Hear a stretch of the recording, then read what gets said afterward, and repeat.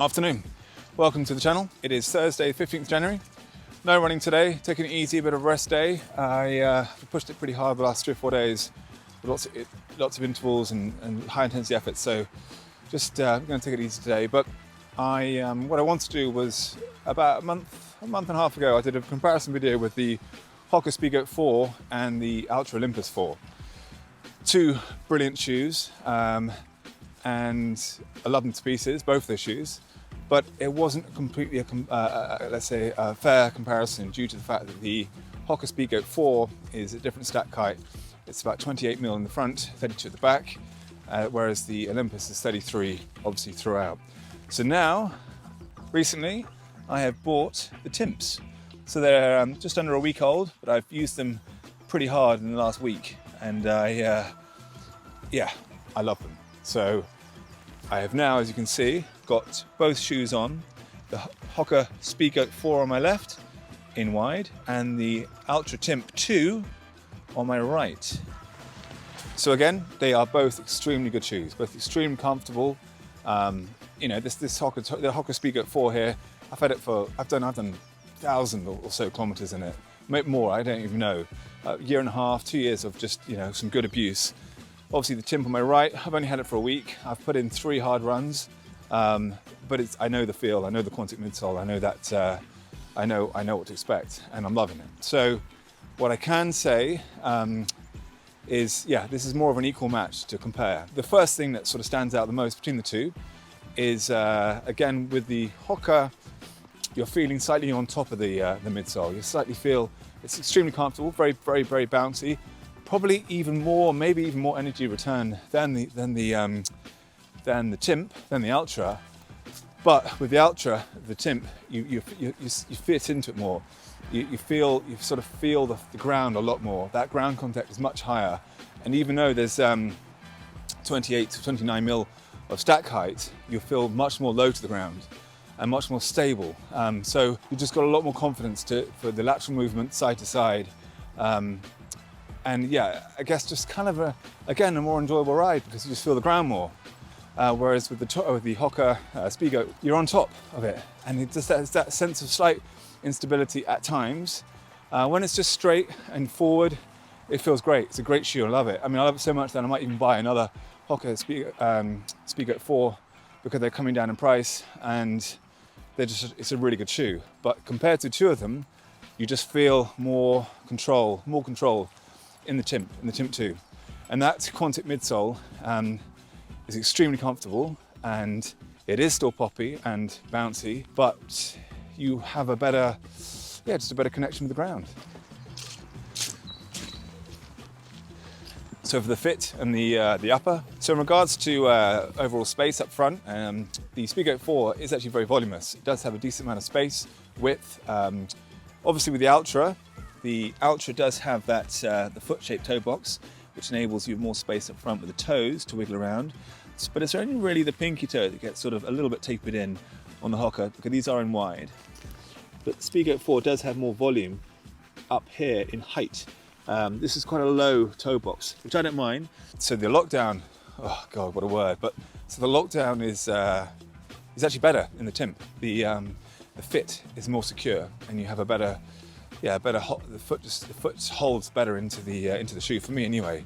It does, which is surprising because obviously this is the Altra's known for sort of width and space, but the Timp 2, which is probably why it might appeal to more people, is the Timp 2 definitely has a slightly snugger fit. But that's not necessarily a bad thing. That just means you can sort of tackle more technical terrains with more confidence, I guess. How the shoe sort of, let's say, rides, it differs because again, with the Hoka, it seems like you have a lot more sort of weight underneath the foot, whereas somehow the Timp seems to have the weight distributed all around. I guess that's just because you just feel a bit lower to the ground, and the shoe fits around you more on the Timp, or as opposed you sort of sit on top of the Hoka. You just feel more connected to the ground, better ground feel in the Timp 2. So looks wise, I'd probably give it to the actual to the SPEEDGOAT, because a little bit cooler looking, whereas the Timp is a little bit boring. It's a little bit of a nerdy look, but it does the job really, really well. Aesthetic, to be honest, actually, after about 10 minutes of running the trails, they're both covered in mud, so the look doesn't really matter. It's the feel. The feel, the comfort, the fit, the form, and they both get high marks for both. But again, the Altra is going to take it. But the one thing I will say that the Hoka has got on them, the SPEEDGOAT has, is longevity. This midsole is still holding up after a year and a half or so. After over 1,000, probably, I don't know, 1,500 miles, it's still holding up really, really well. It's still bouncy, springy, poppy, just like it was on the first day. So I'm very impressed with that. The upper has deteriorated slightly. There's a few wears and tears, but again, it's only cosmetic stuff. It's not a big deal. So for longevity, winner is the SPEEDGOAT 4. But that security of being able to be nimble, the side to side, without any potential rolling, there's less chance of rolling, I think, in the Timp than in these one here. I mean, there's only, yeah, you see, just seems like there's quite a lot of heel, but maybe that's because I'm used to the zero drop. So yeah, in regards to drop, 4 mil drop from heel to toe. Obviously, Altra is 0. But can't stress enough, both of them, brilliant shoes. Really, really good. You can't go wrong with either. But if you're looking for a shoe that's a bit more ground feel, a bit more control, probably a bit more sort of the technical stuff, as well as being able to go long and fast, Timp is a good one. But if you're looking for a shoe that you know the midsole is going to last a long time, you know, a good 1,000 or whatever miles, you can't go wrong with a SPEEDGOAT, because this is holding up and it's passing the test of time nicely. And while we're out here, obviously you can see it's raining, not heavily now. I've got to say, I'm seriously impressed with the GORETEX, the Ronhill Mountain Equipment GORETEX jacket.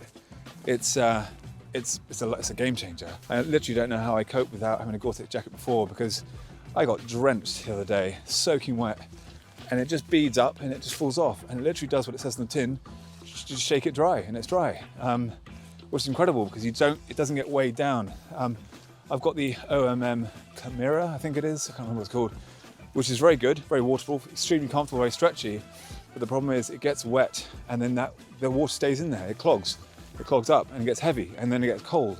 Whereas this one, you literally just shake it dry and it's gone. And then literally quick, a few seconds later, you're dry again. So in summary, we're trying to keep it as sort of neutral and unbiased as possible. Obviously it's only a week, but it goes to the Timp 2, the Altra Timp 2, because of that ground feel connection. And when you're on trails, you want to feel quite close to the ground, but still have some good cushion. So the fact that you still have 29 millimeters of contact midsole, which is extremely comfortable, resilient, bouncy, poppy, and a nice fun ride. You've got the good protection there as well, there's no rock plate. But like the Olympus, you sit within the shoe, you sit in it. So the shoe becomes a part of the foot as opposed to the foot sitting on the shoe. And I think that's the difference. That's it. In my opinion, I think the difference between those two is exactly that. They're both extremely comfortable. They're both extremely, they both do brilliant jobs as trail runners. Maybe on the road, the Hoka might win better because it seems to be almost a better energy return somehow in the Hoka, but you do have that higher stack height, so therefore you have that instability. But very impressed with them. Love them to pieces, both of them. And for longevity, the Hoka is a brilliant shoe because it's still going. I don't even know how many miles it's done, so it's good. Anyway, right, where is my dog? And that is it for now. I'm in mud.